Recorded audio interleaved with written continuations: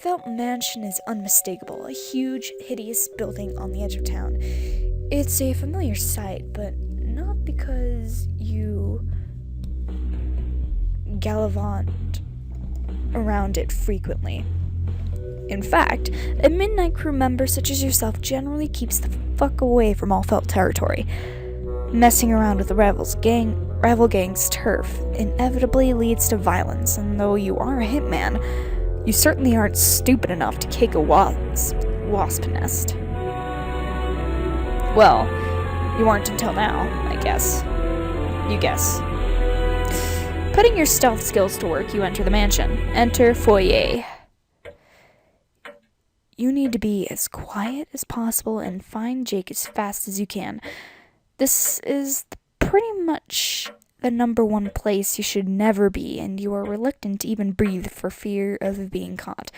From your current location within the foyer of the mansion, you are able to see a staircase and a closed door. The only sound you can hear is ticking, a constant tick, tick, tick, loud, like every single clock in the place is completely in sync. And there are a lot of clocks here. You briefly wonder how Jake handles this constant noise. It's extremely grating and makes you uneasy, but you focus past it. You have a job to do, and you aren't one to let something as minor as time get in the way. What will you do? Open the closed door. Let's do this, okay? This is a terrible idea. You have no idea what or who is behind this door. You can only hope that it's Jake. Silently, you put your hand on the knob and slowly turn it. As you inch open the door, a new sound hits your ears. Throwing caution into the wind, you fling the door open.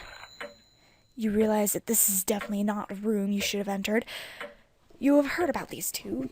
They're complete idiots, almost entirely incompetent, but they can be dangerous if given the chance. You need to put an end to their temporal shenanigans before they get the opportunity to build an army of dumbass clones. Attempt to reason. I don't want to make a bloodbath or get caught. Yeah, you forcefully shove the green assholes and their egg timer back into the oven and turn it the fuck on. Your attempt to reason was successful. That was reasoning? The room now smells like burnt plastic and flesh. Pretty gross. At least it was a quiet negotiation. You should probably leave before someone comes in to investigate the smell. You'll try upstairs next. There is probably something that could be said about stairs, but it honestly doesn't seem as relevant while going up them. I see where it's getting at. You can't think of anyone who keeps falling up these oh, never mind, Roxy. Told you about the stairs, bro. Warned you about the stairs. It keeps happening. At the top of the stairs is a hallway with a room on both sides. Door on the left is slightly ajar. The other is closed. This is obvious, so I'm gonna check the door on the right.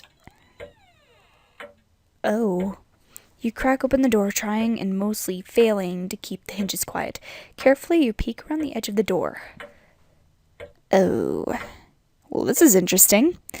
The room appears to be filled with the corpses of felt members, some dangling from ropes and some stuffed in boxes. When you step closer to investigate, you notice that they're made of fabric, and you suddenly understand where you are. This is the workshop of Stitch, the temporal tailor. Each of the plush felt members are effigies and correspond to the physical status of the gang member they look like. Must be your lucky day. You can kill off every single one of the green bastards right here, right now. You reach for your katana and end up pulling out the pitiful switchblade. This is gonna be a lot less elegant and a lot more time consuming than expected. As you go to work hacking at the nearest hanging effigy's neck, you don't even notice Stitch sneakily dragging the crates of felt dolls towards the window. Oh god. It's only after you've decapitated the plushes of Finn and Matchsticks that you spot two coats in the corner. The gaudy Technicolor seizure coat is definitely Lord English's, but there's a smaller one beside it, and you think it must belong to Jake. You leave the effigy of Doze to slowly ooze stuffing from its partially removed head and draw closer. As you walk over, Stitch shows himself by gathering the giant green coat into his arms and darting to the window. You immediately whip out your pistol and aim it at the Stitch effigy hanging near you. The scarred mobster eyes your gun and Jake's coat warily. I think you should drop the threads and put your hands where I can see them. As much as I love to, kid, the idea doesn't really suit me. And get it? Suit. Sorry. It seems you're missing the point, Stitch. I've got you pinned here. Afraid not, boy. I love these puns. Sure enough, you don't have him trapped because he grabs the boxes and jumps right the hell out of the window before you even have a chance to fire. Unfortunately for him, the impact of falling kills him, and the effigy you're waving your pistol at chars and turns black. It's only a small consolation, though, as you've lost the opportunity to take out the entirety of the felt. It looks like a stitch in time really does save 9.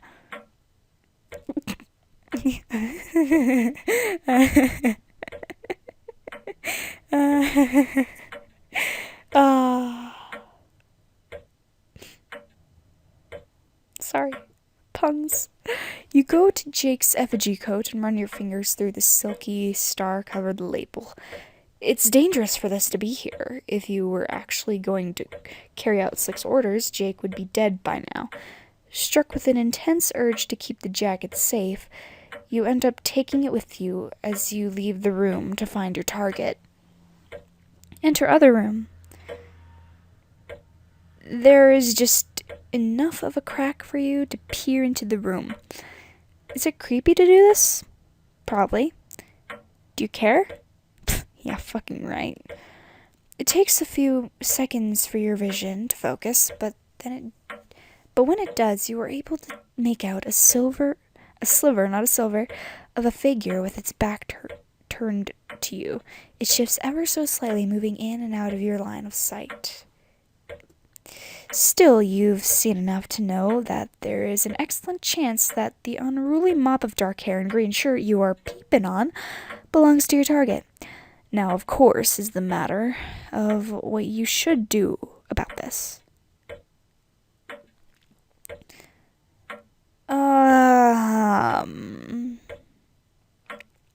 Sneak in. This music. You sneak into the room of some of your infamous Strider stealth. You are in like an audio ninja. Nobody can get the dirt on you. You are as clean as a fucking whistle. Except a lot quieter. A whistle that overcame a major substance abuse problem. Trying to get its life back on track, the whistle is holding down a steady job now. It's taking things one day at a time.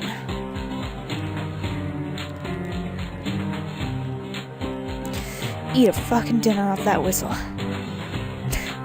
Speaking of things you could eat a dinner off of, you catch a nice eyeful of that round English ass. Sorry. His whole figure gyrates as he engages in sloppy makeouts with an unbleached poster of a flapper. Well, you can't pretend that isn't weird, but hey, you were the guy with a fetish for horses and puppets. That is true. You are especially thankful for your trench coat. Jank English is basically a one-way ticket to Boner City, and the way his dress pants cling to his derriere is not helping that fact. You are equally grateful that English still hasn't noticed you, and you feel the nagging sensation to tell him to be more like Jane, aware of his surroundings. Continue to quietly observe. You watch him as things start getting romantic between he and the poster. He seems to be really getting into it, smooching, caressing the flat poster attached to his wall. He ignores you completely as he tenderly gazes into the cerulean Cerulean? I can never pronounce that. Sorry. Woman's eyes. Way to make a guy feel special, English. Either way, while you're here, you decide to snoop around a little. It's not like you haven't already violated his privacy to the maximum extent. You look over to where he's off fantasizing with the poster. Yeah, okay, he's definitely not gonna notice you anytime soon. Holy shit, does he have a lot of firearms? Then again, it's nothing that you didn't already know. Taking a closer look, you can see that they all have safety on, and nearly all of them are unloaded. The boxes of ammunition strewn out of the room presumably are supposed to be the bullets.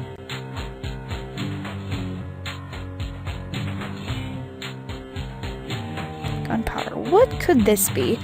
These discreet cans, not unlike ones you might recycle to build a town, seem to bear no particular importance. Still, you take a look at it and... Is that gunpowder? You try to suppress it, but the fine, flammable substance makes your throat itch. You cough quietly. Dang it! Dang it, I was still looking.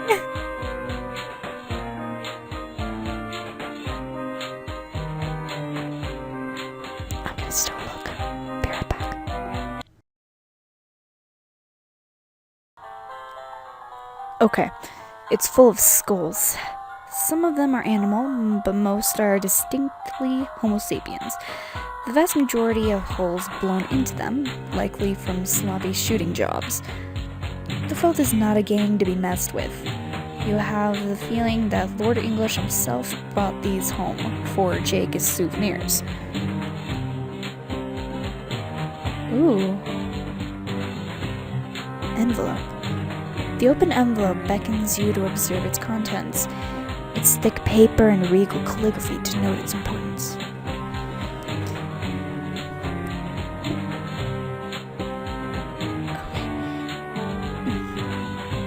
Dear Mr. Jake English, Mr. and Miss Umbra, cordially invite you and one guest to their annual gala that will take place this Friday, April 13th, 1928, at Colmasis Villa on Broadway, beginning at 7 o'clock in the evening. Refreshments will be served. Formal attire requested. Please show this invitation at the front gate to be admitted. Oh.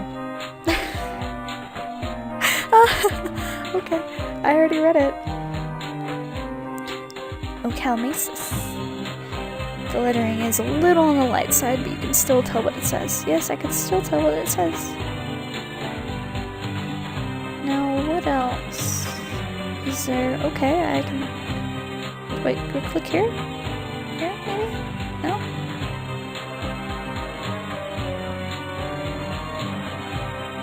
No? Where do I click?